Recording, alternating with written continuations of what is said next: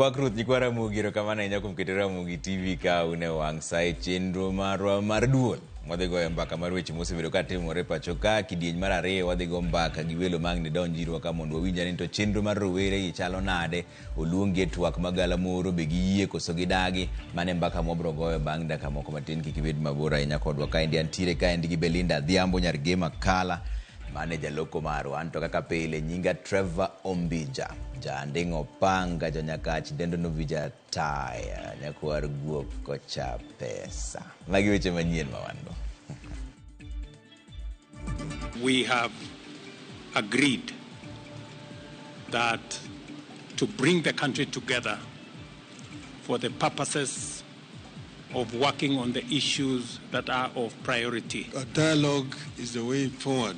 Sirikal oluongo twak ewi chal mar Kenya kochakore wuok tich ka rawere mapacho ka to medo kwedo kang' makamano.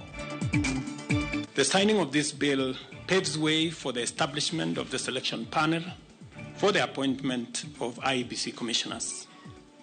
The IEBC remains a cornerstone of our democracy, responsible for overseeing regular elections at various levels. Safar mar chuogo makare duol mar IEBC ochakore bang' jatend piny William Ruto puodho paro mar chik mar IEBC. David Chege mayande onegi e ng'anyo mag kwedo paro mar chik omenda oiki kawuono ka rawere to medo siemo sirikal ewi nek mar rowere.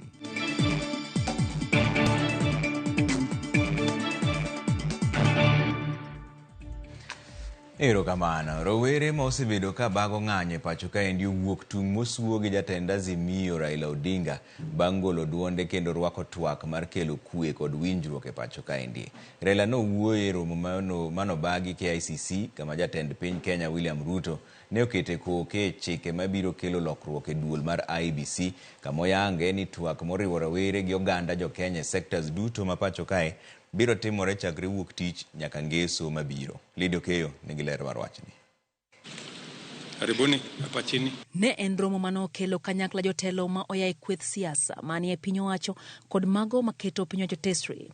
Romo majatend piny Kenya William Ruto gi ogai mar Azimio la Umoja wan Kenya Raila Amolo Odinga ne owuoyo e gido achiel kuom thuolo mokwongo bang' twak mar NADCO ruombore piny. We have agreed that to bring the country together for the purposes of working on the issues that are of priority. We have agreed that a dialogue is the way forward.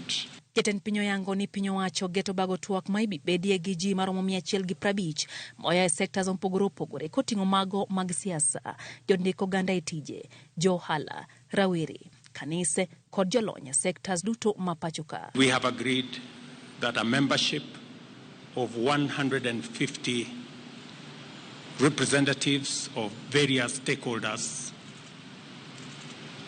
50 of whom shall be young people of Kenya, the other 100 will be representatives of all the other sectors. Twak makama dhi chakore wuok tich mabiro nyaka chieng' ngeso ka ogeto kelo kwe, winjruok kod achiel mar oganda i pachoka anyate kinde maliet mar ng'anyo osebedo kosaso piny Kenya. We agree that we give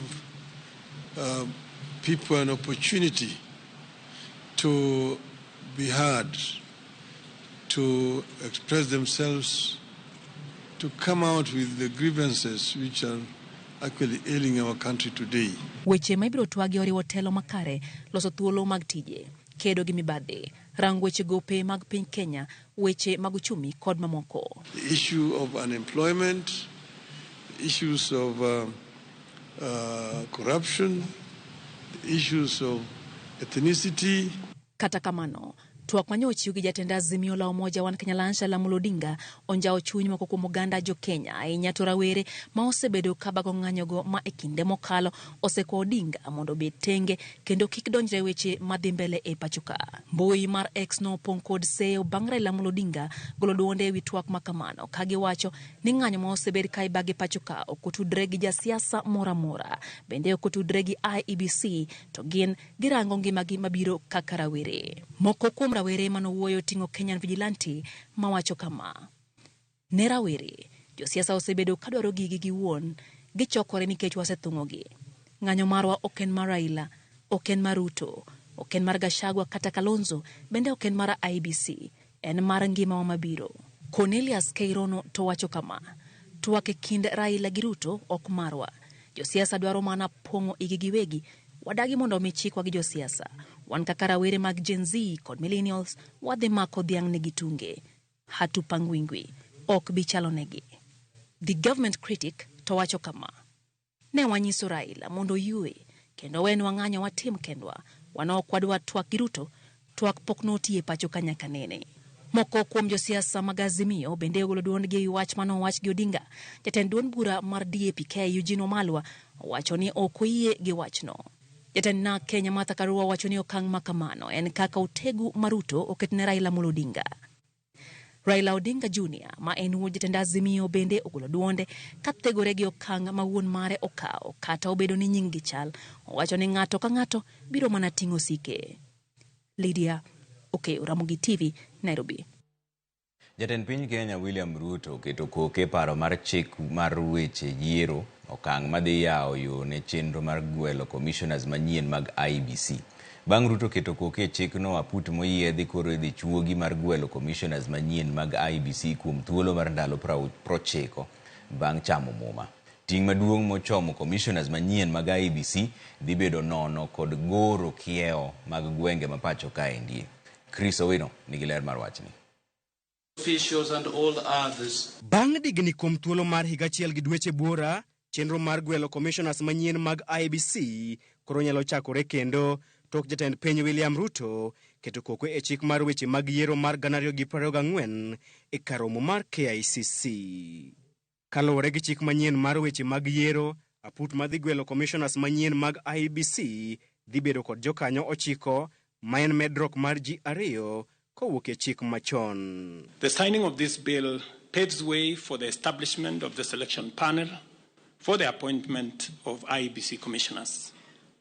The IEBC remains a cornerstone of our democracy, responsible for overseeing regular elections at various levels, and on the overall ensuring that our electoral cycle is managed transparently and administered in an impartial, neutral, efficient, accurate, and accountable manner. The IEBC is a very important institution. It's not the first time we've had issues with IEBC. If we find a solution to this issue of IEBC, it will be on the way to resolving very many issues in our country. Jokanyo mag komiti no dhi bedo ji 2 mowuok e duol mochung'ne chenro mag od bura PSC, ji 3 mag komiti mochung'ne duond buche e od bura, jakanyo 1 mar riwruok mar okinde LSK, ji 2 mawuok e riwruok mag ute lamo, kaachiel kod jakanyo 1 mawuok e riwruok mar jonon buge pacho kae, Ice Park. Hand over a copy of the act to His Excellency the Deputy President. Aput makamano dhi bedo kod ndalo 90 mar luongo joman kod dwaro mar bedo jakom kod commissioners mag IEBC goyo gi kogno kendo chwalo nyingegi ne jatend piny William Ruto mondo ogwelgi bang' od bura puodhogi. I concur with leaders who have said there must be professionalism and integrity as part of the cardinal principles of the men and women who will be charged with the responsibility of overseeing our elections. Tich maduong' mochomo commissioners manyien mag IEBC dhi bedo wich bar mar nono kod goro kiewo mag gwenge mapacho kae. Mabiro kata doko ni thuolo mar nono kiewo mag gwenge mapacho kae ne onego timre dwe mar 3 higani. Chenro makamano ne ochwal nyime kaluwore gi onge mag commissioners mag IEBC bang' jakom machon mar IEBC Wafula Chebukati kod commissioners Boya Mulu kaachiel gi Professor Abdi Gulie thuolo mar girumo e apisi e chak higani. Jalup jakom IEBC machon Juliana Cherera, Justus Nyang'aya kod Jack Wanderi to ne ogwe tao bang' ka ochung' mopogore kod Wafula Chebukati e wi duoko ma yiero mar tend piny mar 2022 e kinde ma Irene Masit to ne ogole e apisi kod aput maneno no kido mare e kinde yiero maduong' mokalo. Kaluwore gi chik kare 89, IEBC onego non kiewo mag gwenge mapacho kae e kind higni 8 kod higni 12, gino mane bwo keto piny Kenya e bugo mar chik kalure ni kiewo mag gwenge ma pacho kae ne onon mogik dwe mar adek higa mar 2012. Mopogore gi nono kiewo mag gwenge, IEBC bende nigi ting' mar bago yiero madunde kar chung' od bura ma Banisa e kaunti ma Mandera mosebedo maonge kod jaod bura margi kuom thuolo mar higa achiel kod wards 7 e pacho kae. Chenro mar gwelo commissioners manyien mag IEBC ne ochung' bang' komiti mane tayo twak e kind Azimio kod Kenya Kwanza mane otelne kod ogai mar Wiper Kalonzo Musyoka kod jatend kweth mathoth e od bura Kimani Ichung'wa kwedo aput makamano. Azimio ne okawo chung' ni apudno ne ogwel kod jatend piny William Ruto kende, gino mane omiyo giluoro kod kibaji ni ne onyalo dhi yiengore nyakonchiel e yiero mar 2027. Okang' mar jatend piny William Ruto keto koke e paro mar chik madhi chugo duol mochung' ne yiero e pacho kae IEBC biro bang' riwruok mar Azimio golo ng'ur margi ewi digni e keto e tim moko kuom winjruok mane ochopie kod komiti mane tayo twak e kind Azimio kod Kenya Kwanza e karomo mar Bomas of Kenya. Chris Owino, Ramogi TV, KICC, Nairobi. Gikone to ne oiki mosenindo David Chege ma en achiel kuom rowere mane ochiel kod magina e alwora mar od bura e kinde ng'anyo mar kwedo paro mar chik omenda.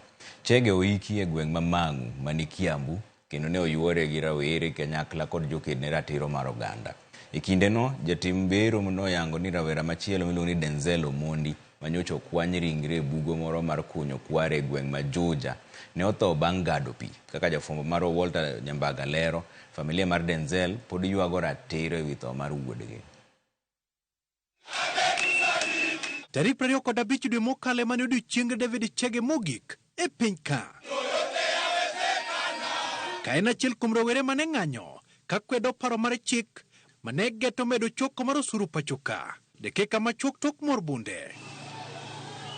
Jowetene ne one ka umo ringre mar David Chege kod bendera mar Kenya kare motiap kuome. Ndalo 13 bang' magina kawo ngimane. Kuyo kod lit omako gweng' ma Tururi e kar dak ma Mang'u e kaunti ma Kiambu. Ka familia mar Chege tayo ik mar wuodgi.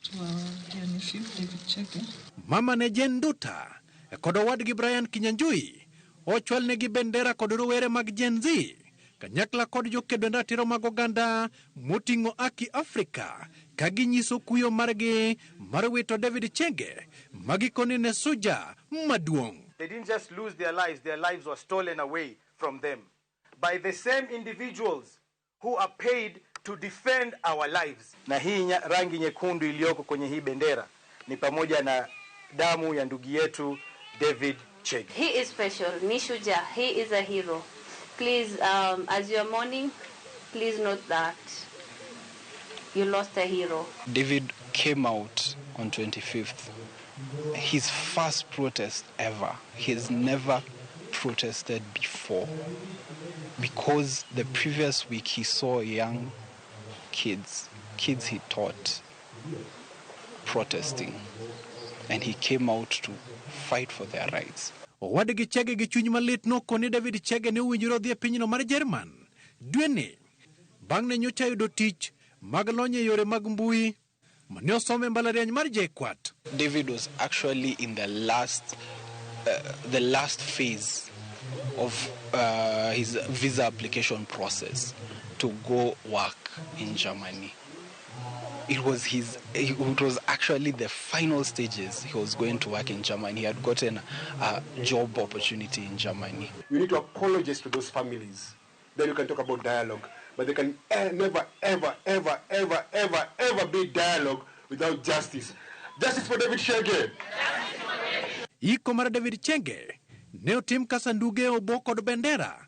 Ataro mar paro mathoth kalore ni en gino ma itimo mana kod jolweny. Everyone loved him. Anyone who came across him loved him. I met his kids on Sunday and they were the sweetest children. They all loved him. E kindego, bende Denzel Omondi manyocha okwany ringre ne kalewo ewi pi moro bugo moro mar Kware Juja ne otimne bere kar kano ringre ma General Kago mayudore Thika. Denzel en achiel kuom rawere manyocha omuomo kendo donje od bura e kinde ng'anyo. Otimne nonro kod jabero Dr. John Mathaya owacho ni pi ema nyochuyo rawerano. Jonyuol ne kokalo kuom jawachi lo familia okoni gidwaro ratiro mar tho mar wuodgi ni chich nitiere kaka nyocho lal kod tho mare. Denzel alikuwa kijana wa kwanza, manake yeye ndiye alikuwa wa kwanza kwa boma, so matarajio yalikuwa makubwa sana. And I wish to state that Denzel was an able boy. You check on his academic history, he was a sharp fellow. So I don't see another reason why he could not have been left to continue and clear his academics. Riwruok makne ratiro mag oganda Amnesty International okoni sirikal nyaka ket tesre mar kawo ting' kendo chiwo lere tho ma oyaye mag oganda. What we have been informed by the pathologist is that he died by drowning. Ka iko rawera David Chege ranyisi ni wuodhe mar dhi e pinyno mar Ingereza ogi kod ka. Gimaduong' ma familia mathoth ma owito jogegi e kinde makanyo dwaro en ni mondo ratiro mondo yudi kawuok kuom piny owacho. Watanyabaga, Ramogi TV, Mang'o e kaunti ma Kiambu. Kwa kanyo ni lakteche ma jopuonjre miluongo ni interns kawuono ne ochopo kendo log tich mar migawo mar thieth kama giramo ni ok gibi wuokie nyaka ndikgi e tich. E otieno manyoro lakteche go nyonindo e laro mar apisi mag migawono e buore Nairobi ka kendo giramo ni gibiro medo timo kamano pile ka pile. Jagoro maduong' mar riwruok mar lakteche Dr. Davji Atela ne omonde apise mag bago twak kod migawo mar thieth, to kata kamano jotend migawono ne orem chope twak. Judith Omondi nigi od ler mar wachni. E odiochieng' mar ariyo lakteche mag interns oko mar apise mag migawo mar thieth ywa kaka bet pacho ologi ka tich kata e ute thieth mag ji giwegi bende ok ginyal yudo nikech gionge lisen mar tich. Nyaka ne tiek skul higa mokalo e thuolo makalo higa achiel ana jony koro gimokela ka en nikech afwenyo ni kaka medo bet dala abet dala to samora nyalo bedo na rito lep nyakeno koro na ng'ado ni abiro bedo ka ma piny ru. En odiochieng' matek sana nikech koro chuni ni bede ot ama kiyudo gimoro minyalo timo kibarua moro matin tidhi timo kamoro kata mana ka migede tidhi timo matin mondo yud pesa ni moro matin ing'iewo gik moko ariadek minyalo dwaro minyalo tiyo godo mondo iendeleza godo ngimani mapile pile. Koro en gima ma rach sana ma ng'ato ok nyal gombo ni mondo bede. Motelo ne ma lakteche gi ne owinjo mibarupe tarik 7 kaluwore gi winjruok mane obedo bang' tieko ng'anyo mane okawo ndalo 56. Kata kamano gikoni nyaka sani migawo mar thieth ni kod ng'ur mathoth ma ok gibiro wako. Mokwongo ne ji ok owinjore wach chudo. Koro wach chudo no nwasekalo ni barua mane gigolo ni gidachulo wagodo pesa mar 70,000 mokwongo mano oseruch oko. Koro wach milaro sani ne gibukore ni gidwaro post ji e tieng' ariyo mopogore. En miriambo ma jogo oseketo chakre higa mokalo. Koro sani ok nyal nyiswa ni koro kaka ne finance bill ogolo oko koro pesa onge manyalo romo dakteche te. Mano miriambo. To kendo gitemo riambo kendo ni gidwa ni gimiwa tich jinus. Mano bende ok wanyal yie. Jagoro maduong' mar KMPDU Davji Atela ma bende ne ochopo ka mar bago twak kod jatend migawo mar thieth koni twak margi manyoro ne osenyago olemo kendo kawuono owinjo gibed gi romo mar miyo lakteche gi oboke mag chako tich kata kamano ok gineno telo mar migawo mar thieth. And therefore yesterday we spent over 10 hours trying to crack out and to see mechanisms to make sure that all the interns are posted today, that we're going to have a commitment and a plan so that within this month all the interns be at their places of work. We were to have a meeting from noon. And I must say, unfortunately, that meeting has not taken place today. And therefore, we are where we were yesterday, or we don't know the progress today. And as KMPDU, we are retreating to have a sitting with the National Advisory Council leadership to discuss the mechanisms to which we can implore to resolve this matter once and for all. Lakteche gi nyoro odiochieng' kachiel gi otieno ne obago budho oko mar apise gi mondo migi oboke mar tich. Kawuono bende gisingo bet kanyo nyaka migi oboke mag chako tich. Judith Omondi, Ramogi TV. Riwruok mar jochiw thieth Kenya Medical Association men KMA okwero sirkal ewi chuogo aput mabiro rango chenro mag jochiw thieth e pacho ka giwacho ni nitiere duol 2 madhi nyime gi ting' makamano. Keme olero ni nitiere apise ma osemi ting' gi katiba mar tiyo tije makamago kendgi. Onge tiende koro sani ni jatend piny Kenya ochako chuog kendo aput machielo kaka Simprose Okinda leronwa. E okang' machielo, Tend William Ruto ochako tumore ohinga e temo chuogo aput mag nono chenro mag sirikal. Matok riwruok mar jochiw thieth Kenya Medical Association lero ni chuogo aput mar rango chenro mag ndiko kod rango ngima jotich e sekta mar thieth en ting' manitiere duol ariyo pacho ka matimo, kendo mano biro nyiso timo tich achiel nyadinuoya. Juma mokalo gazet moyiedhi mar piny owacho, jatend piny William Ruto ne owalo tim mar ji 27 kamoting'o jalup jagoro maduong' mar KMPDU Dennis Miskela, Justina Wamae kind joma moko mondo obedi aput mar rango jotije mag sirikal e sekta mar thieth. E oboke margi ne ute fwambo, KMLero ni duol mar The Health Human Resource Advisory Council kod Kenya Health Professions Oversight Authority nitiere kod ting' maket gi mago ma jatend piny dwaro ni aput manyien otim. Duol mar Health Human Resource Advisory Council rango chike kendo keto chike machalre kendo maromre e windiko jotich, daro jolony mag thieth e counties, rango ngima jotich kod kaka jotich tiyo, tayo chenro mag luoruok mag jolony kod bedo kod register mag jotich mantiere counties. Komachielo, duol mar Kenya Health Professions Oversight Authority ni kod register mar jolony duto e sekta mar thieth. Duol ni bende nyayo tiyo kamoro achiel e kind jolony. Bende otimo pedha kanya achiel ne ute thieth. Duol ni kod ting' mar yudo duoko ne ywak mag jotuo kod duol mamoko matayo chenro mag thieth kendo neno rang'iny mag thieth madwarore oriti e kind weche mamoko. Kao kamano KMA koro dwaro mondo sirikal oketie tim ripode mathoth mosechiw kod duol mopogore e wi ber sekta mar thieth ma kuom thuolo malach choko mana buru e apise. Lipot mokwongo en mar od bura mamalo mar dwaro mondo chuog duol mar thieth mong'ere kaka Health Service Commission. Maluwe en Musimi Task Force report mar 2012 manogolo paro mondo ochuog commission mar thieth mondo rang chenro mag jotich e migawo mar thieth. Lipod ni ne dwaro mondo pog migawo mar thieth kod tije kata chenro michiwe sekta ni mondo we thuolo ne migawo no oket maino e loso chike matayo thieth e pacho ka. Ripot mar migawo mar thieth mar 2019 nogolo paro e wi tiego jochiw thieth kod yudo duoko mochwere ne ng'ikruok e wi tero jochiw thieth kuondegi mag tich. Nono motis ni Health Labour Market Analysis mar higa mokalo en ripot mar ariya malero lokruok monego ketie bero chike mag ndiko jochiw thieth e kind ripode mamoko. Medoro ni sirikal ochuog duol mar Health Service Commission mondo ochung'e rango chenro mag ndiko jotich e pacho ka. Ting' ma commission ni onego bedgo kaluwore kod KMA oting'o keto rang'iny mag tiego, ndiko, chulo kaachiel kod chike matayo jotich e sekta mar thieth.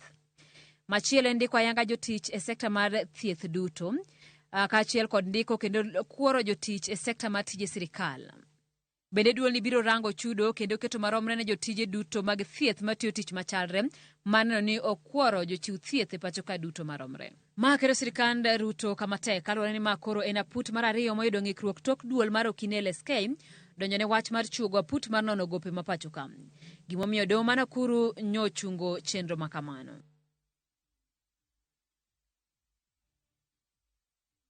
Bas wadhi yo moro machuok kudugo to podon gweche manyien mobro kelo irika, lakini aneno kuse orote wari 3-600 eka kunyalo yudowa. Trevor Moss makende ne familia mar wuod karachuonyo mane otho e ng'anyo, mano architect Evans Asiyo, erokamano ahinya architect Evans Asiyo. Ramogi TV ma Paul Okuto mar Karombe School, Awuoro Kenya kako pong kod weche. Jodolo onego lemne piny, erokamano ahinya. Ramogi TV oimore Trevor, Ruto orwako rowere mesa mar twak.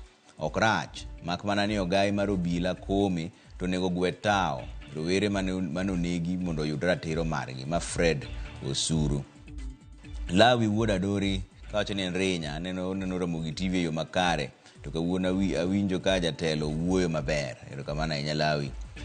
Mandono ka dien waneno Ramogi TV kendo ler kendo morowa ma Pastor Mondi otiche mar game onyinyore, wacho ni mos na Archbishop mar Odhiambo Gora gi Samuel Atongo gi Olo Oyanda.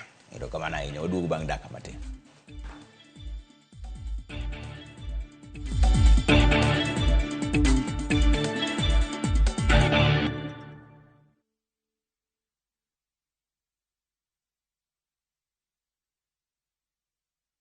Asewacho ni nyathini toko winja to thani oseguro tiende dalani. In a world where faith, fear, Sacrifice and the complexities of father-son relationship collide. The son must choose his path and his own legacy.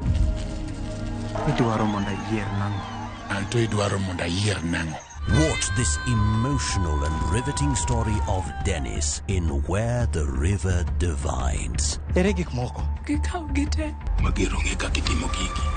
Watch the best content on the go only on Viusasa.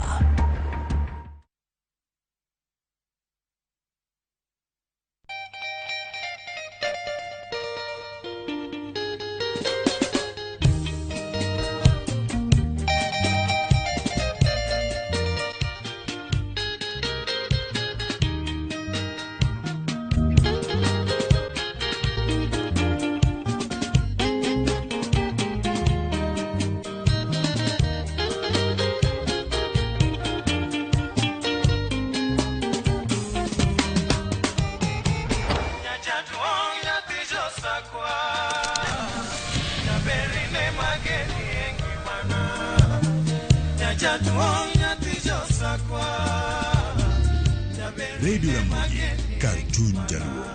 Radio Ramogi.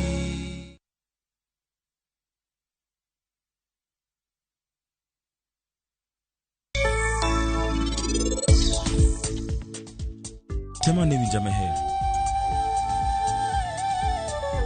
Ano kanyal dak yonge ka. Hello. Rajan.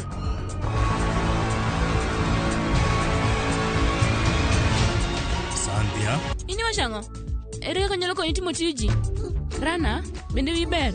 Dongine wondi kari ni tibri nade. Woki ger. Ne manager. Dio. Diketi kiko kendi. Idwana ketu sigo kona detane wonti. It's time to strike back. Raid It Spray strikes in seconds for instant kill. Kills all doodles dead. From SC Johnson, a family company.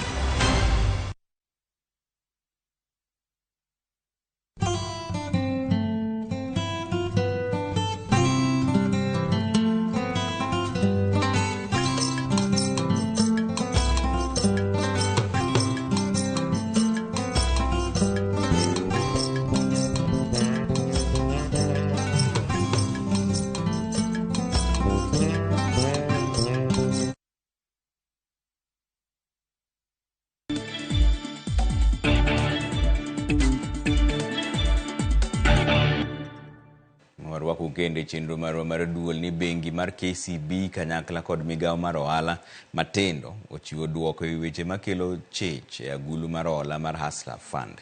E report mochiw kod Auditor General mapacho ka Dr. Nancy Gadhungu osefwenyore ni nitiere gigo makelo chich e yo ma ichiwo godo ohala. Jatend migao Simon Chelugui ma migao mare otelo ne agucho Hustler Fund wacho ni onge mibadhi kata lal mar pesa e agulu no nyaka chop sani. Bengi mar KCB bende wacho ni onge mibadhi mokeli mbui margi. Tok Auditor General mapacho ka Dr. Nancy Gadhongo mabende en janon buge sirkal chiwo report e wi aguch hola mar Hustler Fund. Bengi mar KCB ochiwo duoko e wi moko kuom chenro makelo chich. Kaluwore gi report no, customers abich nokwayo hola kata obedo ni negionge kod opande minyalo fweny godo ka bende hola no nochopo negi kata oyo. E duoko margi, bengi mar KCB owacho ni kuom ji abich mane okwayo hola maonge opande, ng'at achiel noyudo hola kendo duoko mak mana ni ng'ikruok e lai mar tudruok manyasani ne ok ochiwo ranyisi makamano. Auditor General yango ni nitie hola tieng' di 1,978 maromo shillings 477 928 manokaw kotigi opande moko diriyo. Kwan mar opande motigo diriyo e chwalo kwayo mar hola romo 867, ranyisi ni lai mar tudruok okorit makare. Bengi no olero ni negiluwo chik mar chiwo hola dichiel ne jogo makwayo kendo okal kiewo mar holo kaluwore gi nyalo margi.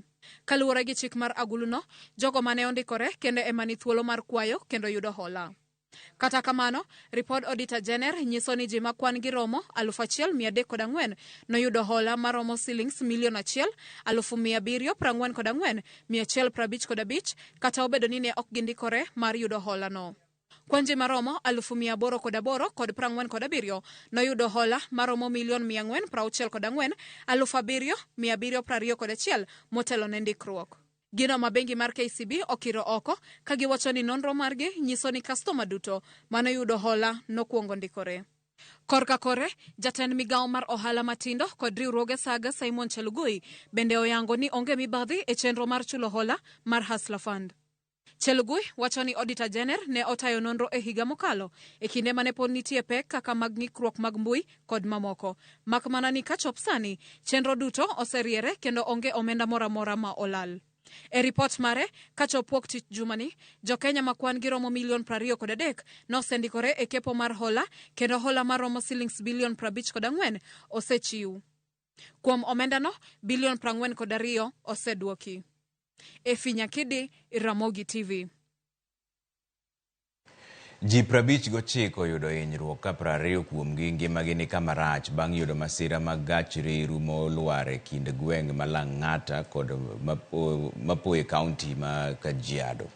Report mar obila yango ni masirano ne otimore kar saa 2:30 mar okinyi ma kawuono. Report no lero ni bogi achiel mar gach reruno ne ochot kendo miyo moko kuom bogigo olwar, kendo obila ma Athi River medo nono matut masira manotimore no. Jowuoth manoyudo hinyruok ne oringo de hospital ma St. Christine mani Kajiado.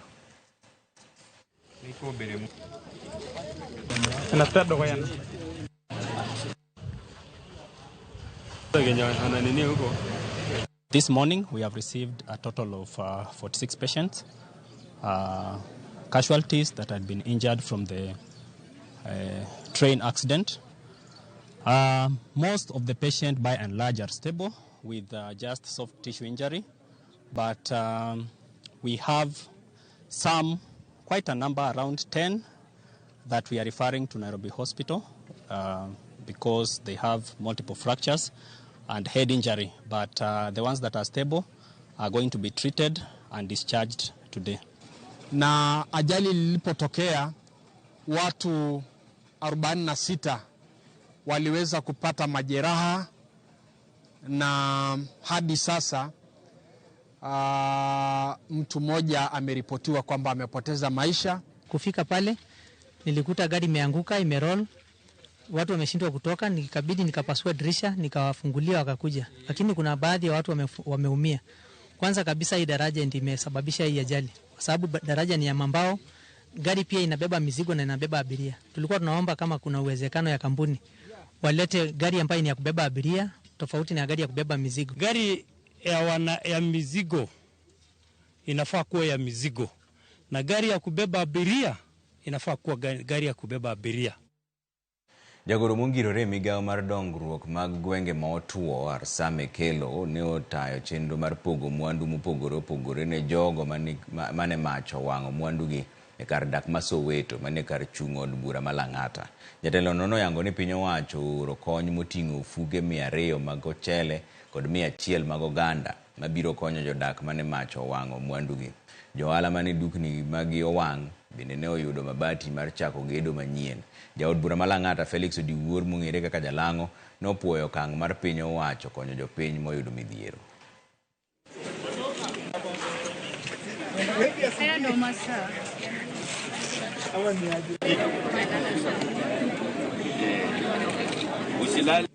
Manyumba zaidi ya 50 zilichomeka na watu zaidi ya 300 wameathirika, wako hapa.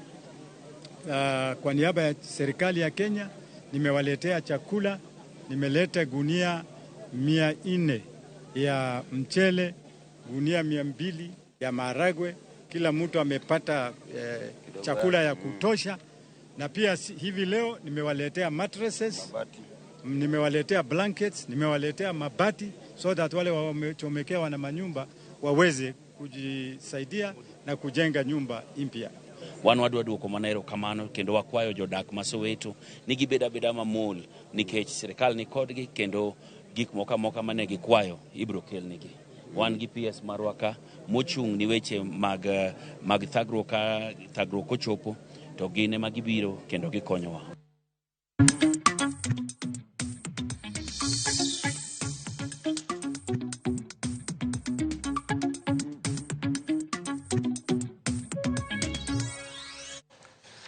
Riwruok mar jokuny mwandu manie bwo lowo kata iluongo ni artisanal and small scale miners kod mano mar Kenya Chamber of Miners ywak ni piny owacho pod ojuang'o sekta no. Gidwaro mondo piny owacho chop singo mane omigi. Juma miwa ler mar wachni.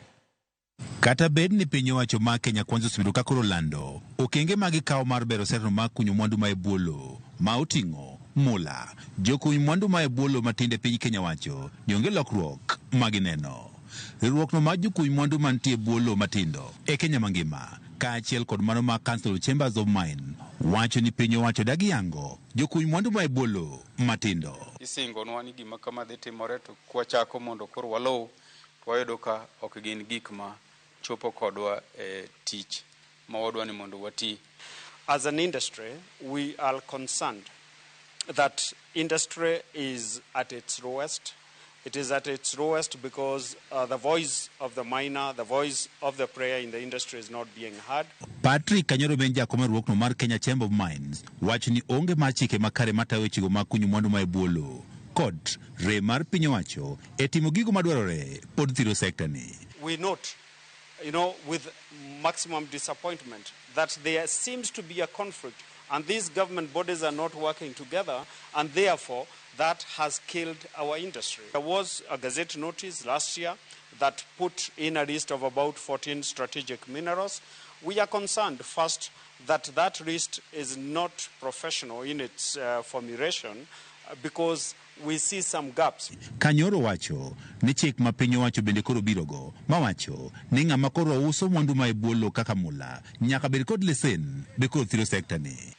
In our considered opinion, again that is a process taken for administrative reasons without asking us as the stakeholders what it means. And this is being used discriminatory where some of us have done our work, we are now completely unable to move our minerals because then we need a movement permit. Jokuny mwandu ma e bwo lowo matindo wach ni bedo ni gionge kod lesen kaka chik dwaro emosithiro dongruok e sekta ni. Jakom ma jokuny mwandu mantie bwo lowo matinde Kenya mangima Dano Dida wach ni chenro mar miyo jokuny mula lesen ombemore piny.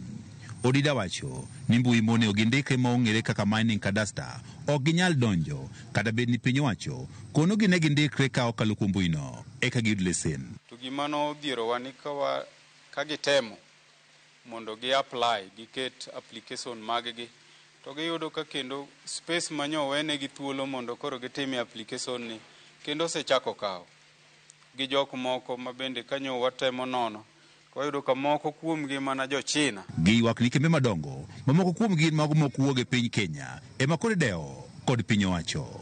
Dwaro nitiere mondo lokruok oketi e chike matayo sekta mar mwandu mantie bwo lowo e pacho kae. Kendo wagombo ni mondo pachwa man wachiwo go eko odhi otkaw kendo odhi oti mondo chieng' ma act kata chik ma koro wuok ma obedo reviewed oyudre ni weche waduto mane waparo kaka jokuny mula matindo tindo obedo captured.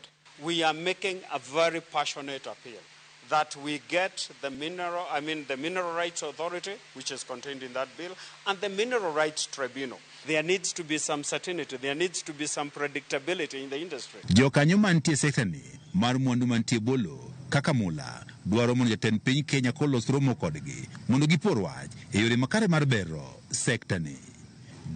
Juma, Ramogi TV, Migori.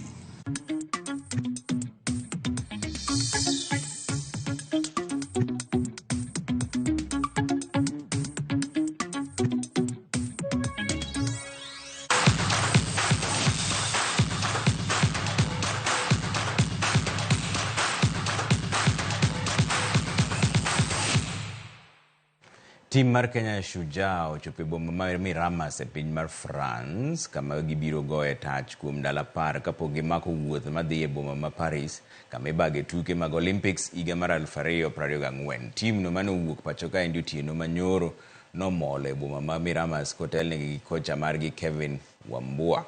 Wambua olero ni gibiro dhi nyime gi ikruok margi motelo ne tukego ka en gi geno ni Kenya biro timo maber higani.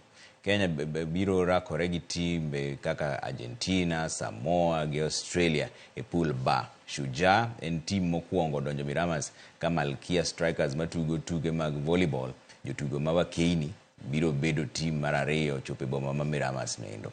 Jong'wech biro dhi tukgi ka boma ma Miramas e kanyo mane sirikal oyiero ni jotugo kaka kar timo orako.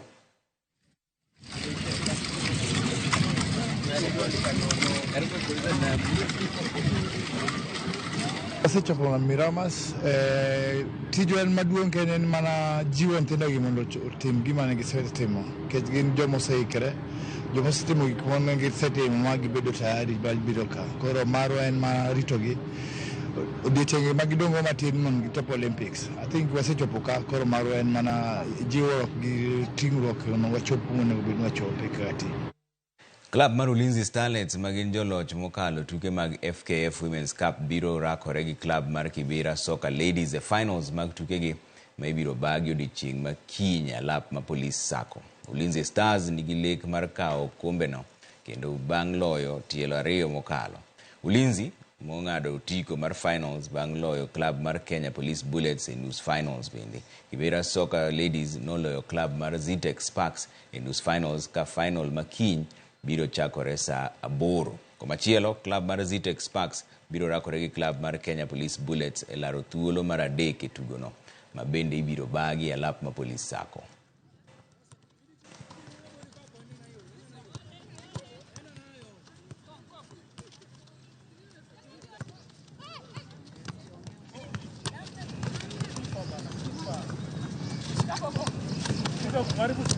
Hii cup imekuwa nikani yao kwa mara 2 kifatana. Pia kwa hiyo cup ya mwenye amebeba ligi na mwenye amebeba cup pia wamekuwa wakishinda. So ni timu poa na sisi tuko ready. Si achievement yetu ilikuwa kufika finali na tumefika. So sisi hatuna pressure, tutakuja kucheza. Lakini pia itakuwa rahisi, tutakuja kucheza, tutakuja kugive our best.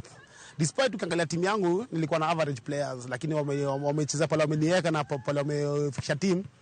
Sasa wanaweza compete. It's a motivation for us to be on the verge of winning this cup for the 3rd time, and we are so happy. The morale is high because the players know what they want. They want to be heroines. They want to make a name. They want to make a profile for themselves. So it's also a plus because as the coaching staffs, we are also getting to have a medal. So we are looking forward to more wins.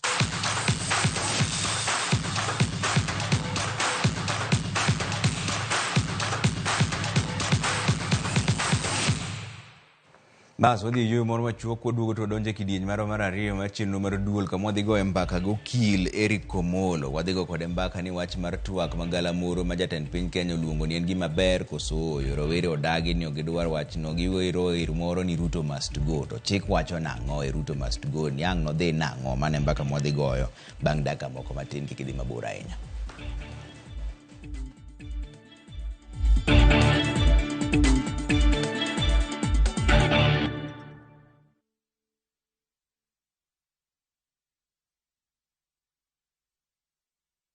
Have you made plans for the August school holidays yet? Look no further. View Travel has you covered with amazing travel discounts to exotic international destinations. Escape to the beautiful Cape Town for a 5-day trip from $674. Ride up the Table Mountain in a cable car, enjoy wine tasting activities, and marvel at the beauty of the city. Step into the beauty of Dubai from $621 for a 5-day trip that guarantees the adventure of a lifetime. Enjoy luxurious desert safaris, Dow cruise dinners, and magnificent city tours as you shop till you drop. Experience the rich culture and heritage of Zanzibar from $674 for a 5-day trip. Explore the historic Stone Town, smell, taste, and savor the different aromas on your Spice Island tour, and enjoy relaxed evening rides in a traditional dhow as you watch the sunset. Visit viewtravel.com and book your dream family adventure now. View Travel. Dream, explore, discover.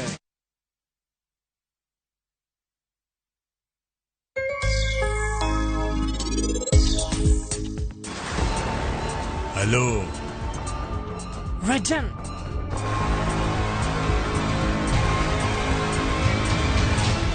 Sandhya.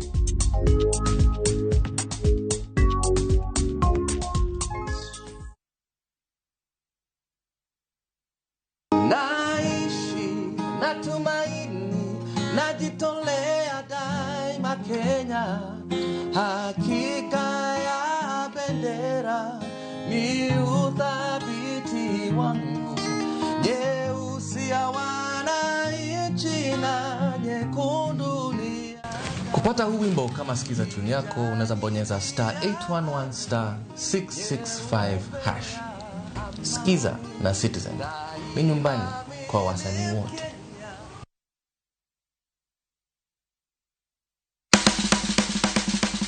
Milimili mar dhogi ne wuodh kid chiemo mopogore.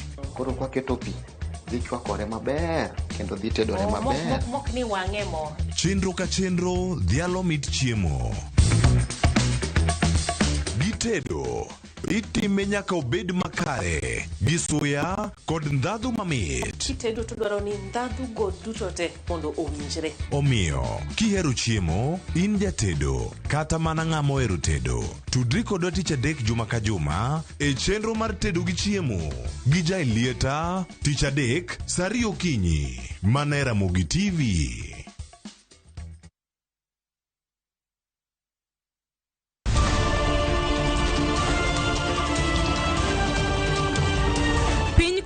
To rugi mage. Weche manyien. To chuny mbaka en nyiero, ywak kod muodo lak. Matwak kod duond jopiny. Nyakora Ramogi jong machiegni neno weche manyien. Ma en rupiny kod mbaka oromo e Ramogi TV.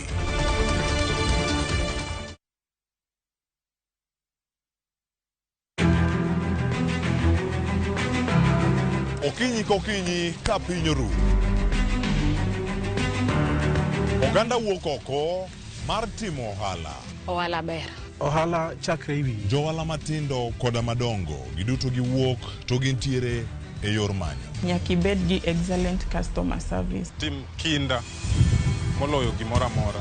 Wabiro menyo ni ohala mopogore opogore. Atimo ohala mar brandi. Watimo ohala mar hotel. Atimo ohala mar agrovet. Ka wamenyo ni lony madwarore mondo mi chakgi kendo ka ginyalo tayogi e yo makare. Technology ose present very good opportunities. Bende wabiro loso e wi keto mwandu. Ng'ama timo ohala to onge mwandu to mano ng'ama ok jo ohala. Mano ng'ama rawe ohala. Tudri gi Cleophas Oluoch tich ang'wen ka tich ang'wen saa 1:45 otieno mana e Ramogi TV.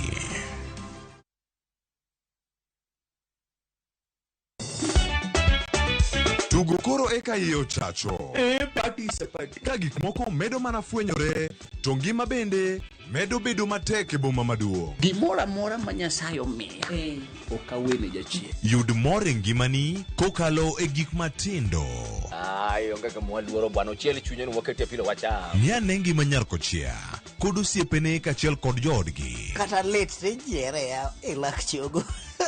Ok ginyal weyi ma ok inyiero. Alokahero jomahero walo. Alokahero ng'at manyisa gik moko. Nyarkochia tich abich ka tich abich saa 1:55 otieno mana e Ramogi TV.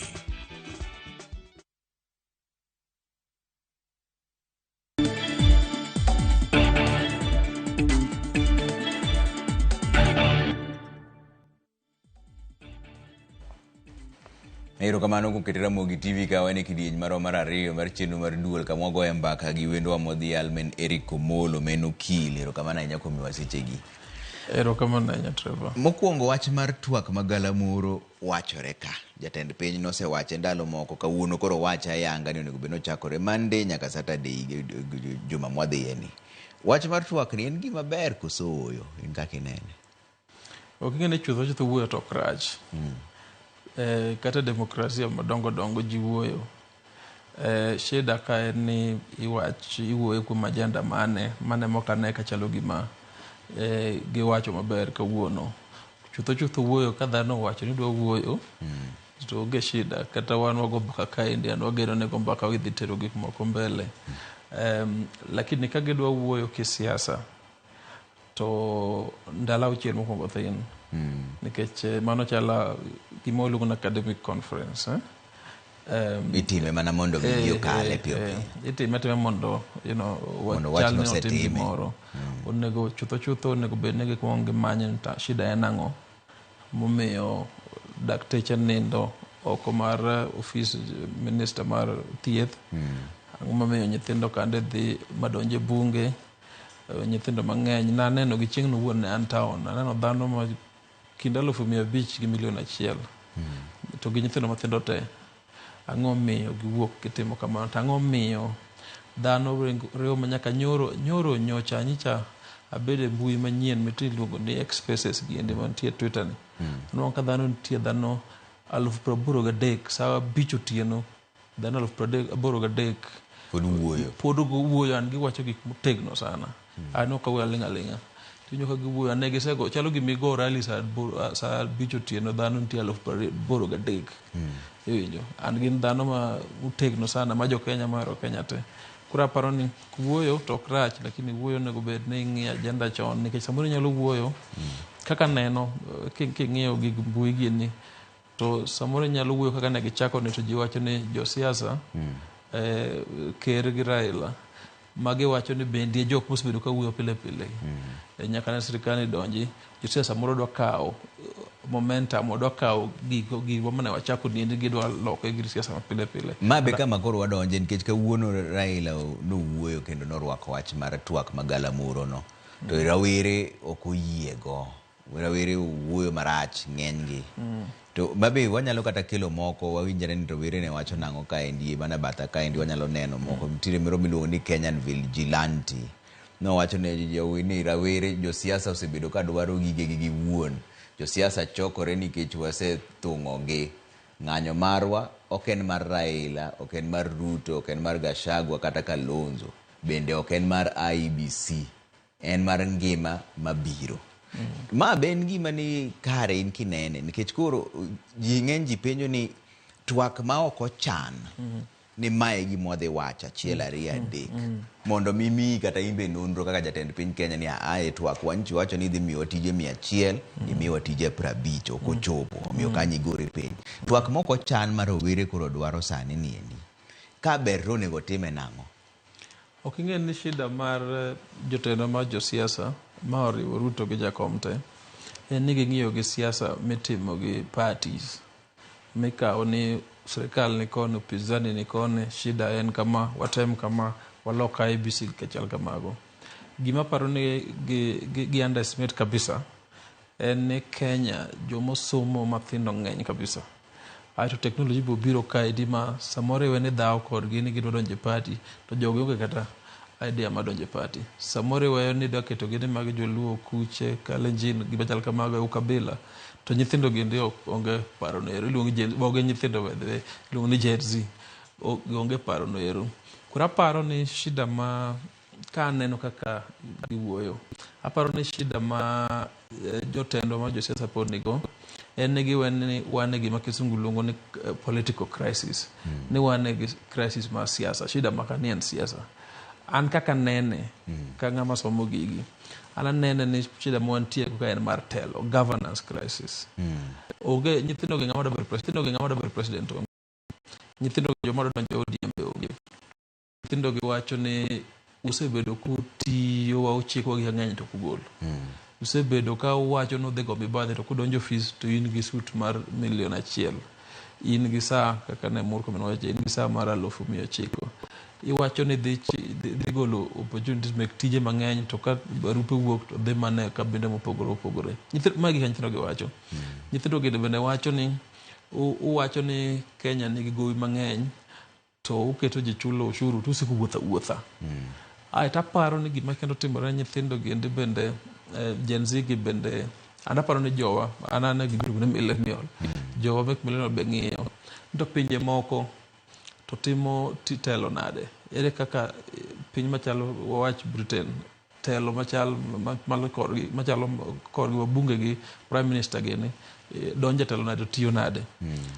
Weekend mokalo ni mano jo Britain ogoyo kura ne gigoyo tarik 14 dwe mar 7 ba tarik 5 prime minister no osebedo oseyiero cabinet tich tiyore kawuono ma giyiero speaker ma wabungo chamo muma kuro gineno ni pesa motigo mang'eny gi chalo ceremonies ni president donje telo samoro gin ketho sa okony mokwongo iluongo ni too much ado over nothing iwinjo ato gineno ni bende pinje giendi be masik olowa pesa mtiende pinje gi oewa kuro ang'o momiyo jowa giendi ng'ato donje telo frado maduong' to jogi to king'iyo wabunge ma UK ne gidhi e bunge gi ginene gi gach reru ginene public means gi chal kamago kuro aparo nitie comparative context kaendi ma chalo na gima pok telo masani telo mane government gi mane upinzani pok owinjo and aneno ka ok iwinje malong'o to samoro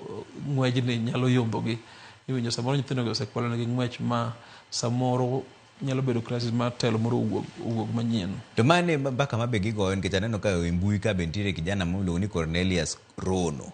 Embo wacho ka endi maler ni twak e kind Raila gi Ruto ok en marwa. Josiasa dwaro mana pong'o igi giwegi. Wadagi mondo chik wa gi josiasa. Wan kaka rawere mag Gen Z kod millennials wadhi mako dhiang' gi tunge magiwacho ni atupangwingwi kendo ok be chalo negi. Ka koro oket rawere ni gionge gi telo moro kata mar siasa. Ang' ne twagni ne bed nang'o nikech ing'eni koro ka onge kata ng'ama otelo negi ma gidang' gibed godo piny. Rowere bende wacho ni Ruto gi Raila bok wuonegi. Koro wuoyo bar twak moluongi no be ok gidwar. Koro gini dhi time nang'o? Trevor gini ni diriyo. Mokwongo en history mar Jakom Raila Odinga. Ing'en ni ji mang'eny osenene ka ng'ama kantie crisis to stabilize Kenya. Kobiro to osemoso karibu presidents 4-5 mondo Kenya odhi mbele. Mano ne Kenya ma telo ne pod iluongo ni vertical telo malo gima Raila wacho to waluwo iwinjo. And aparo ni mane gima bendo timo ka otemo ni mondo gimenjo timore ma maandamano mang'eny ko dipoka bede mathin mondo jochak wuoyo. Kaka ng'ama jaduong' kendo ng'ama baba otimo maber koso wuoyo. Okanya wanyo timo maber ka otimo marach gima ng'eyo no biro gi history no. And history no nyithindo gi osemako. Mose neno ni ababe siki timo gigi siki mosori siki kelo mono juwo nadi ko nchitimo Kibaki wuoyo go ng'ano wuoyo go Kibaki no wuoyo go to mien nusu buke ka uru wuoyo go kelo BBI ofel Ruto bencha go nadi ko nyithindo ge mo ogo maandamano momiyo ne ochak gire ne kawuono ne giketo ai bisa mane history ma nyithindo go wacho online manok pacha kaka nyithindo go wacho gigi online koro gineno ni wasewuotho gi jakom moromo e wach dialogue mano nego weyane wach ni ndi walos kendwa en kwa biro mako lwete mbele mane gima kitemo wacho mar ariyo en ni ok en adiere ni koko ma ginane maandamano ma nyithindo giendi ma Gen Z ni onge jatelo maandamano machal kama endi king'iye maber to kaka jotelo manyien wuoga iwinjo ineno gima timore Senegal bene president oketo dialogue kama mag nyithindo gotamre ma president wuok ng'at man higni 40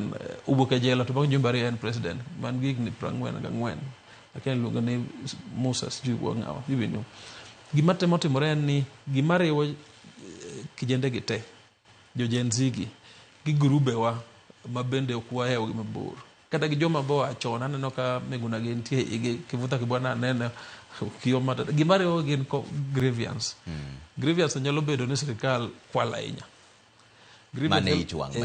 mane ichwang' nyalo bedo ni ukabilo romowa iwinjo nyalo bedo ni samoro tich onge iwinjo gik ang'eny nyalo bedo ni chiemo bende onge iwinjo chiemo gik madhi e ich gi ngene weche gi tek whatever it is grievance moriwo gi no ka giendelea ka neno gitimo Jumapil cha and ngene ok nyata tamo gi nikech kuro gigi bodhe online odhi mbui kitamo ni ok dhuru pak giromo dhano 200,000 e internet kuro grievance nyalo riwo gi ma gibed gi jatelo gibiro nwang'o jotelo nitiere obviously gibiro nwang'o ma nyalo append things awinjo ka giwacho gima pok awinjo ok ane ka josiasa osemako motegno awinjo ka giwacho ni shida ok en jotelo giendi shida en system iwinjo governance system kana wach mano gidulo nade nikech governance system en kati ket mana Trevor gi Eric Komolo ni Trevor president and deputy ni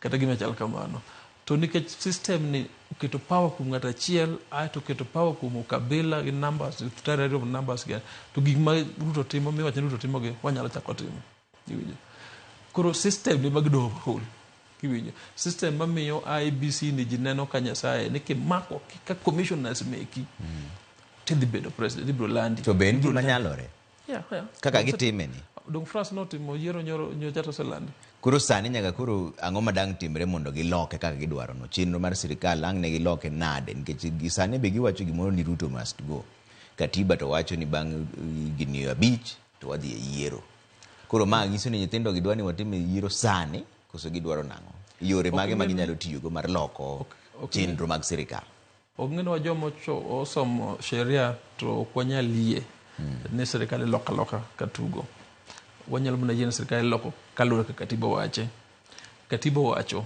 nitie process minyalo logo sirikal ma president nyalo wego telo to president machielo donjo en kaka yiero e gimomiyo king'iye maber to nyaka wabed gi IBC matiyo makigo kura ting'e ni kuchino dhi tiyo and dhi kwan malong'o iwinjo ok inyal chiego kinyi to wacho Ruto nyaka dhiyo nikech kodhi to ng'ama dhi donjo nyaka kaka shida en system to nyaka piny to kodhi to ng'ama dhi donjo be dhi loko system kaka wadwaro seche ma ng'ato pok odonjo nang'o ma dhi timore diere mago te ka wan gi thuolo mago debate malong'o mago te nitiere scenario minyalo president nyalo wuok to system to iketo interim government to moko donjo donge to kapano osechopo kanyo aparo ni ywak masadi kaka winje ando kagom no chop kanyo kaka winje an kaka Rico Molo en ni ker nyaka winji ywak mar jogi e weche governance ko wachi for example ni fertilizer no biro maricho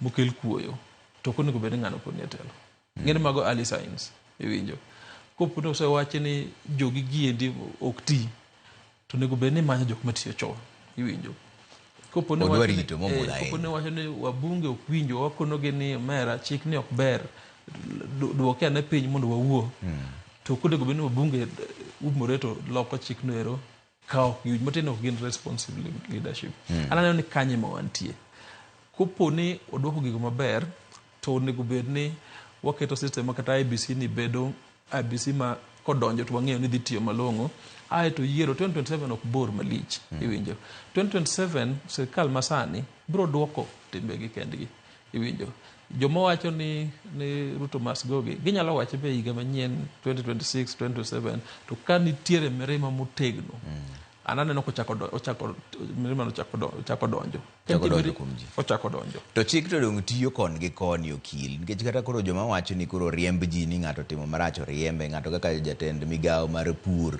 notere nyaka mobedo gi komiti moyud ni onge ketho manoketho ma jo komiti ogo ombulu moyiene ni mondo dong kaka koro gibukore ni kata jatend migawo moro amora ni koro jatelo ng'iyo koni inawinjo ka ji ywagi ahinya koro riembi dhi dala jatelo achiel no pod nyalo dhi e doho ma wach ni an gima timo onge iriemba nikech ang'o ma doho be chak duoke koro madong koro chalo mana tugo moro mar Mary Morao kiko gik moko ikiko employment law chik mar ndiko ma ng'at mondike kaka in kaka ondiki kanye ndi nyaka mi fair hearing gima chal kamano to gi political appointments gin ng'ama ne ji oyiero Kenya kan president mochamo men Ruto nochiko gik moko achiel 2 3 4 iwinjo gigi mochek mondo gigo timre ondiko ji 2 3 4 ministers go mondo odeliver nochiko ni bech chiemo dok piny iwinjo ochiko no biro miyo ji mbolea gi chal kamano koro sama ng'at mi omi political role minister gin political inyalo riembe kata sani to gitimo ji wacho ni ogitimo an pok wacho ni ogitimo ji wacho ni ogitimo to jogite be neno ka gichopo 1 million gidhi ng'anyo e chuny boma iritango kendo kaber to nego wacho ni chiel iritango kendo nikech kirito to gigi biro choponi e gimo miyo choponi ko Ruto mas go nikech mokwongo ne gidwa ne joge mo owuogi iwinjo ok awach ni jog richo te in fact aparo ni ng'enygi samoro tiatia malong'o lakini kama koro chopeni endi sirikal ilokoga gima timore nikech loko president tek and tomorrow is not a good idea loko president iloko government iwinjo kaka France ineno ka Macron no oluongo prime minister na Natal ni oweyo to koro ni bedane matin ka pod amanyo ng'at machielo. Iloko jok maran day to day affairs mek sirikal. And ok ane ka Gen Z gi dhi ling ka ok gidwaro remo ka ok odwa dhano moko 3 nyendo golo moloko. To gima dwaro ni joong'e maber ni gini ok en political crisis, gini en crisis mar telo, governance. And jok ma paro en ni jok ma ginane ma tiyo gi endi ma mantie telo sani ok tim gima gidwaro. Moko kuom gi yiego Trevor dier ber onge yo ma ng'ato nyalo dhigo weekend ka weekend ogolo $1, 2, 3 to kumbo wala mogo malich mogolo pesa no be onge to mano donge kaka chenro mar siasa osebedo e pinywa ka endi ndalo gi duto ma be ok dang' waket ni jotelo kende miseyo in isetemo wach ni ka nitiere ground ji ne koni na but aluguona sekoni privately ni gima na neno ang'eyo ni kupoendelea kamano to pinywa kuma dhiye onge nina ako tabia kuna nene burbala tabia makana kumise kwale kuna kada kuna nini miyagi to kumikwale onge tia kawaida iwinjo kuro jogi endi obviously moko nigi CDF moko be menise ng'ano gin ginyalo golo mang'eny iwinjo to nyithindo ge wacho ni mwaul pesa migolo di ok lok piny mana pere gima gwacho ga and nitie pinje mang'eny modhier machalo ine ma ji okwaye pesa modhier malowa to dwaro ni ka giwacho ni ka giteri e telo to nyaka tim gima ne giwacho ne dhi timo negi anapa ni mane shida ka nitiere joma wuoyo mang'eny ka nitiere machielo ka endi beluo ni the government critic wakela ne gima owacho mondo ne yor mbui ka endi owacho ni ne wanyiso Raila mondo yue kendo wenwa ng'anyo watim wan ok wadwa twak gi Ruto twak pok notiyo e pacho ka endi nyaka nene be nitiere adieri kanyo ni twak gi ok notiyo nyaka ne chakre gigo waseneno Ndung'u report Naduko report nitiere kae gigo te nitie BBI twak gi be tiyo koso ok ti king'iye historically nitie twak mosetiyo machalo handshake mane jakom obedogo gi Kibaki omiyo wan katiba mamiyo koro ji nyalo andamana malich ni ji nyalo ng'anyo gik mang'eny devolution gi nitiere governance architecture marwa ber kata ka ku nitiere ber maloyo ng'eny pinje Afrika to nitiere twage mang'eny opoko tiyo achiel kuom gi en ma watamre kaka jolo society mar gop sirikal ni wang'eyo ni kata gikel mar report malich manade to gima dhi tim malong'o gowi nyaka chul to kichule be nyaka itine ji koro nyaka ikmany balance iwinjo nikech nyithindo nyaka dhi sikul dhano nyaka thiedhi iwinjo kuonde ma kech nitiere nyaka meji fertilizer mondo opur donge koro sirikal be nyaka chul ji koro kata ing'iye kata gigol mar report mar pages 1000 ting'e maber ni gowi ang'eyo iwinjo auditor boss wacho gi pile en nyaka balance nitiere moko machalo mek Ndung'u me wacho gi endi ma reforms land sector ma bende kawo muda sana nikech interest ng'eny chutho ji neno ni ogiti iwinjo koro adiere ni twak ma jakom olando gi Ruto kawuono to ok bitiyo nikech obiro e system mopogore jomomiyo gichako wach twak ni ng'eny mokwongo maandamano mane higa mokalo ng'anyo mane higa mokalo chande machane mar jo Azimio manokelo Naduko mano ne gin agenda ne margi sani agenda ok margi in fact aparo ni ng'eny go buok gitemo gima kituglu temo catch up gitemo chopo kuma nyithindo gi tiere jo Gen Z giendi anyithindo go matek gichopo koro twag ne tok dhi chopo nikech jomo miyo iluongo twag mokwongo wacho ni kidhi gisedagi ni ok dhi iwacho ni dhano bi 50-100 idhi godo gi kanye gibro wacho ni mago jogi iwinjo anaparo ni kawuono kata kiny gibro keto rally online X gini kandi winjo gibro wacho pachgi mang'eny aneno kaka kata jo Azimio osepogore aneno ka Eugene Wamalwa be mantiere e mbui wa kasa ni Eugene Wamalwa mokwongo osacho ni ok obidonje gino ngang' ma e gimondiko Eugene osetamore madong koro kelo lweny ka koro gin giwegi ok giwinjre kiny ibiro neno kiny joma chalo babu gi ok ane ka biro donjo ka jomatindo ma samoro pod nigi thuolo neno governor na Gladys Kadachande to ka nene picha machuo goyo data 16 orso ka kia gimamiyo mano romo kodi ni itgi ndikro opogore koro twag ni tok dhi tiyo to kata kotiyo to bro kata ko dhi mbele to ng'ama neno kodhi ketho ahinya en jakom. Jakom ema dhi hinyore ka. Nikech Gen Z gi ne onge kode gi wach. Ne gisekoyo ni jakom isewuotha Isekonyowa. iwinjo beda ne kando. Iwinjo matiende ne ginyalo mose mbele. Iwinjo ka gisetiyo gik magidwa nikech nyaka many ng'at ma ginyalo miyo lwedo mag nyater mbele. To kodonje sani to dhi bedo part mar shida. Koro dhi dong' gi wich liech koso koro dhi chalo ka gima makosa te mag sirikal bidhi chak yie wiye kaka no yie moko ka. Ok ing'e ni ka gidhi ni to ibiro wach ni en achiel kuom gi. Ineno ka jok moko osewacho ni Ruto no oseromo gi Ruto nikech chal kamago. An owuon na kwer ka endi wach BBI. Ni BBI to ber ndi to nitiere gik mumedo ka ma ka okutag to gigi de romo kudu mbele. Ubro dong gi wich lech kaka iwacho no ero. Ne ok giwinjo. Iwacho ni ka babu riwore go Uhuru to nyama yombo onge. Ineno ka BBI kuma dhi onge.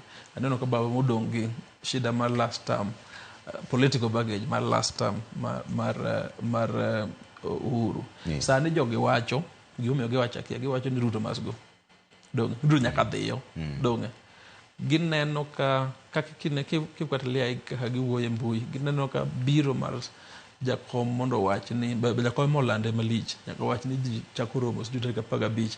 Gineno ni chalo gima jakom odonjo ir Ruto kapok owinjo shida ni ne nango nikech jakom wuono bincho pako gi ndalo moko kane gichako ng'anyo kaka mor kaka gikawo mantle kuome iwinjo.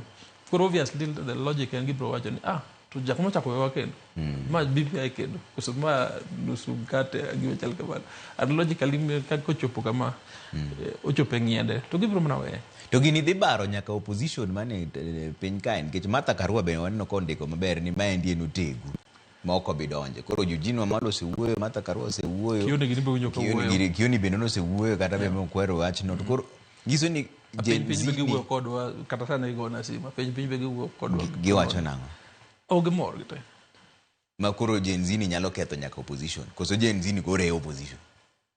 Ananeno ni mana kaka koni anene king'iyo global movement kaka telo manyien wuoga en samoro telo masani ng'eny gikawo gik moko ne normal, gikawo gik moko ne kaka ging'iyo kaka gitiyo pile. Koro king'iyo kaka gitiyo pile to samoro jok ma thindo gi ndika wuok kata joma nyien ka wuok to kawo ma gimoro achiel to gimoro achiel ema giringo go.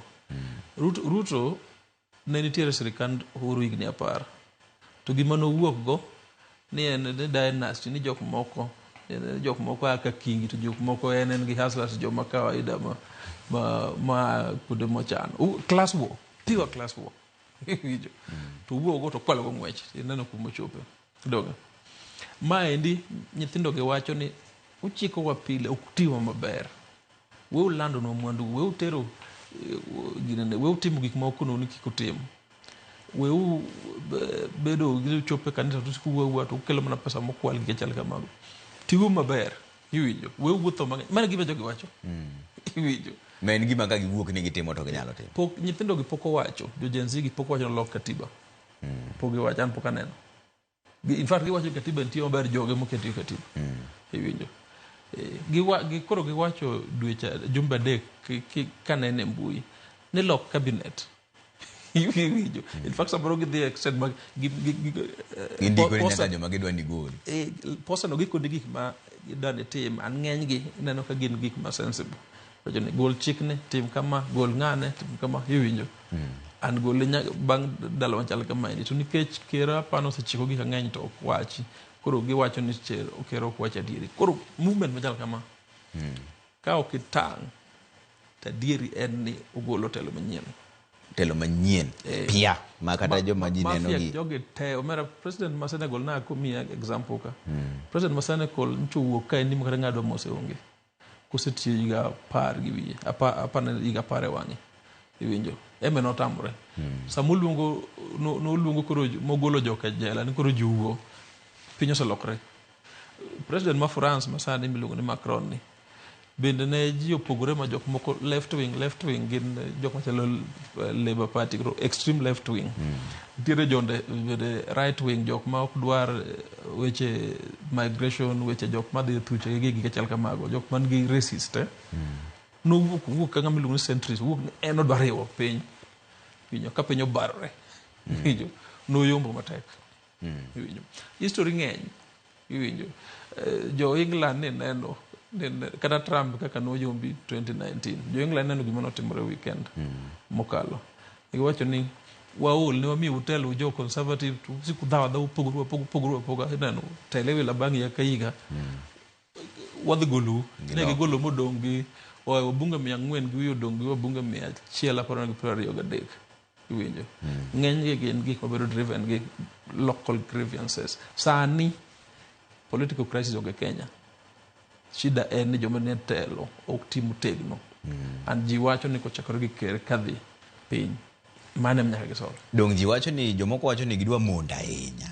Igni ariyo kende to lwenyo osechakore ma ng'ato ji wacho mani ogol gi gin giwegi be giwacho ni igni ariyo tin. Bipoko chopo kata igni ariyo giwacho ni igni ariyo tin mondo migi thuolo mondo migi los gik moko. Ok ing'eyo Trevor, shida ma wasebedo go thurwa ka en ni ji weyo ni telo en yiero ka yiero bang' igni 5 ka igni 5 ni koseyieri timatima gimidwaro kochopo igni odong' higa achiel tiwacho ni dwaro kendo tiwacho asegero kama asegeng'o bas atimo ang'o gi achiel kamano. Iwinjo telo mar siasa en gima continuous. Oyieri kawuono Trevor, onego bed ni gima ne idwaro ni iwacho ni ichako timo kiny tigolo report card ni higa ni asetimo kama. Iwinjo dwe manyien ma otama atemo timo kama.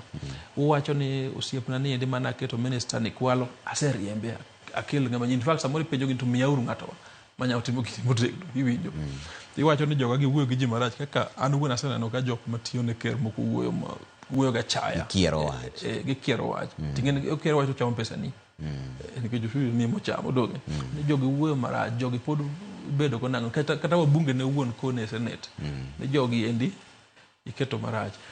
Giwacho ni nitie ofise moko miyo budget ka iwinjo to gionge katiba me kas ni kokano benok ogole o suspend to wasebedo kwa gol karibu igni 10 wacho uhuru ni kas oge katiba gimiluongo ni prime secretary oge katiba mane adiri da en mana biro kapeyo da biro katiba na yawni gima cabinet en onge offices mopogore sana magi wacho mek minute giendi wacho ni sani ko wacho ni budget thin to magi nyalo dong kando magi nyalo weyo mondo ko wach ni kik men od care gi jomo dong kik bed gi security gi chal kamago to budget mang'ongo momiyo gi ni samoro ok nyalo ko gidwar magi ko jogi wacho correct gigi to ka koro watieko ni wach ni odhi rumo nang'o in kinene nikech en kamoro ma ji te wacho ni ji pok nonene kata mana polis kata mana jojeshi jo army modonje ndara ndalo mane gidonje ndara ne 1982 ma kata jomoko kuomo ne pok onyuol doneno ka ne gidok kendgi nikech gikia gima gidilo giwene ng'ato dolo ko sirkal onge kata polise mane goji kata doneno ka koro nyoro nyocha ne gichako miyo ji chiemo nikech yamo loko siasa ka indi sana telo ma ker ni goni shida minyo bedo go maduong' en kikiana duini en nga aparo sama wuoye ni jok mana sirkal ok na dui gin nga gikia aparo for a long time mane oteku mar Gen Z gi koso mane nyao margi bedo ni jatend gi malong'o ma ji ong'eyo tongi mane kaka siasa lokore dhi mane siasa mambele ma ok bi kono ji ni an jarangwe nyakuyera jadala wajagem kora wajagem so what koro wadwa yedi kaka agenda ni setima ko hivi okay koro jajana kacho go dala idwa tima go setima go hivi biro gi pesa bijugo leo akaje hivi njo jaka jipeji ke chal kama history hivi ndio koro shida mantie kaka nene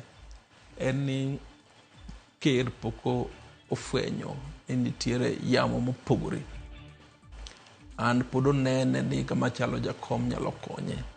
In fact ka chigni gi Jacob Dako ni kik chake dhe wachno we wach ni endo los wach joma ne sirkal okaw musik gi gilose ke gin okay anda neno ni kopo nege ogitang to mae gima kisungu new normal en ni jogi ok dhe we wach ni and gidhi endelea mabang' higa achiel kata wabunge gini kata ministers gini kuonde ma gidhie onge ma sirikal be dysfunctional.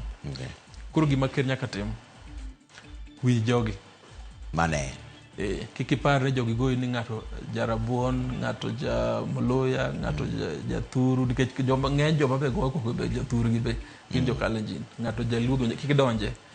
Ng'i shida ka ni chiko youths gik moko migi ka ok inyal miyogi to bed piny explain. Naneno kotemo explain e mbui to ne puro biro gi duond matek ma kawaida cha ndo weni ne rally iwinjo ka ne chiko jini ni ng'ata mo okwalo ting'o misike we jogo ting' misike.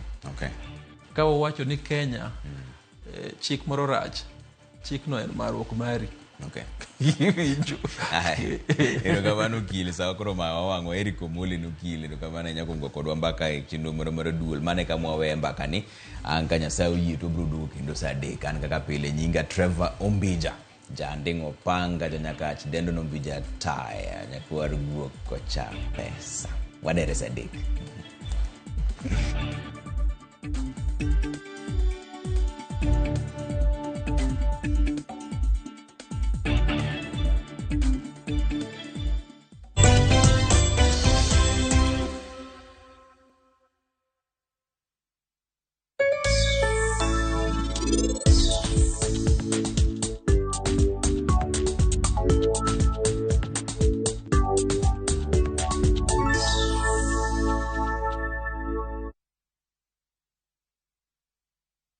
Have you made plans for the August school holidays yet? Look no further. View Travel has you covered with amazing travel discounts to exotic international destinations. Escape to the beautiful Cape Town for a 5-day trip from $674. Ride up the Table Mountain in a cable car, enjoy wine tasting activities, and marvel at the beauty of the city. Step into the beauty of Dubai from $621